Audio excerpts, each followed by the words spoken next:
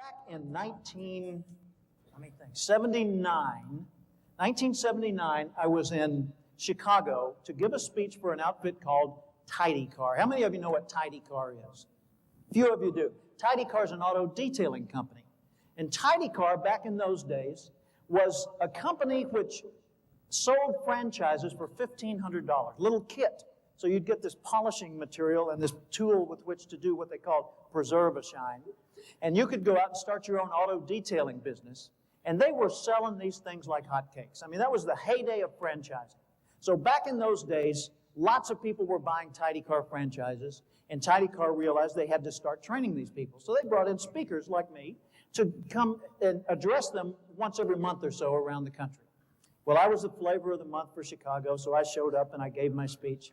There was about maybe 200-300 people in the audience.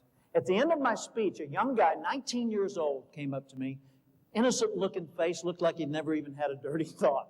I mean, just, white hair, white eyebrows, and just this little smile on his face. His name was Tim Seward. And Tim Seward came up to me and he said, "Mr. Cathcart, could I sit with you at lunch?" And I said, "Certainly." So he sat with me, asked me 1,000 questions. At the end of lunch, he said, "One more question?" I said, "Sure." "Do you have a quote or a slogan, a motto that you could give me as a daily motivator?" And I said, "Well, let me think about that." I said, "I've got something better, Tim. I've got a question. And here's the question. Every day, ask yourself this question as often as you can remember to ask it. How would the person I would like to be do the things I'm about to do?" Don't think of someone else. Think of you in the future as you grow and mature and advance. How would the more refined version of you do the work you're setting out to do right this moment or during this day? In other words, if you keep thinking like an acorn, you will remain an acorn. So you got to think like an oak. He said, "Well, I'd like to be the international sales leader for Tidy Car." I said, "Good. Use that question." What happened was he went back home to Bay City, Michigan. He got rid of his T-shirt and jeans and he put on a little jumpsuit. Had Tim embroidered on the pocket, Tidy Car on the back. So now he looks more professional because he figured the international sales leader wouldn't wear a T-shirt and jeans, right? Then he started organizing his files better. Then he got a picture of a Corvette, which they were going to give to the international award winner that year. And he put that over his bed, and he put another picture of a Corvette over his workbench so he'd see it every day. And that inspired him to think like the international sales leader. He ended up growing his business so well that he had to hire other people to work with him and ultimately had to lease a service station so he had a permanent location. His business absolutely thrived. You see, we can take one simple question and just shift our perspective enough to give us profound insights that will transform the results we get. But it takes the stimulus to start the process. So Tidy Car called me again. They said, "Jim, we're having a convention in New Orleans. We're giving away a Corvette. Want to speak?" You bet. So I go to the Hilton Hotel in the French Quarter down in New Orleans, standing there in front of a large group of the Tidy Car franchisees from around the world, and they say, "Jim, as soon as you give your keynote speech, we're going to give the award." I said, "Who won?" They said, "Not telling." I said, "Okay." So I get up there and give my speech. I hand the microphone over to the president of the company. He steps up and he says, "Ladies and gentlemen, what a contest. Listen to these numbers. The person who came in number 2 led number 3 by only 1 point. 1.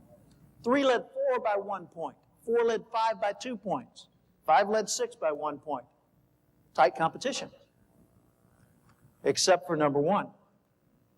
The person who leads this contest, number 1, the international sales leader, led the contest with 300 more points than number 2. For first place, there was no competition. Welcome with me. Your international sales leader from Bay City, Michigan, Tim Seward. The place went insane. Everybody dancing, screaming, cheering, hugging each other. A few people took advantage of that. It was fun. Everybody's having a good time. They bring Tim on their shoulders to the front of the room. They put him on the stage. He's up there caressing the Corvette as much as you can do that to a vehicle. I came over, I gave him a bear hug, and I congratulated him. I said, Tim, what did you do? He said, I just did what you said in Chicago. I said, specifically. What did I say in Chicago? He said, come on, Jim, you know. The daily question, how would the person I'd like to be do the things I'm about to do? And he told me the story I shared with you a little while ago. And I said, wow, I'm so proud of you. That's great. And he said, oh, it gets better. What? He said, well, I didn't know if I'd won. I knew I was in the running, but I didn't know if I'd won. So I'm getting ready to come to New Orleans to the convention, and I'm thinking, okay, how would the international sales leader go to New Orleans? I figured he'd go first class. One way.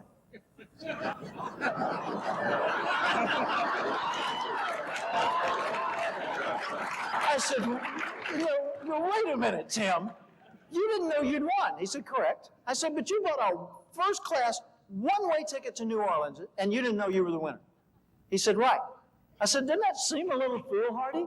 He said, hey, Jim, think I'll need a ride home? So 1998, here I am. I'm in Fort Myers, Florida, at the airport. I'm being met by a 39-year-old man, Tim Seward. 39-year-old man. He's driving me, not in a Corvette, but in his SUV. He's driving me to his home in Naples, Florida, where we're having dinner by his indoor pool. And he tells me about his life. Well, I sold my tidy car business, made a pretty good, bit of money on that. I sold that business after the one that I formed after Tidy Car, and then I built another business, and I just sold that business this last December, he said, for $7 million. He said, I'm 39 now, so I retired to Florida. He said, what I do now is I fly my wife and son around the world to see the places we want to see, and when I'm at home, I take classes to get my MBA. I said, Tim, I've just got one question. He said, what's that? I said, do you have a quote?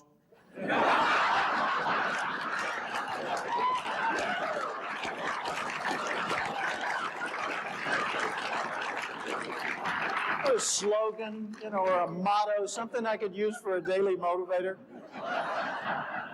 True story, here's what he said. Yes, Jim, ask yourself every day, how would the person I'd like to be do the things I'm about to do?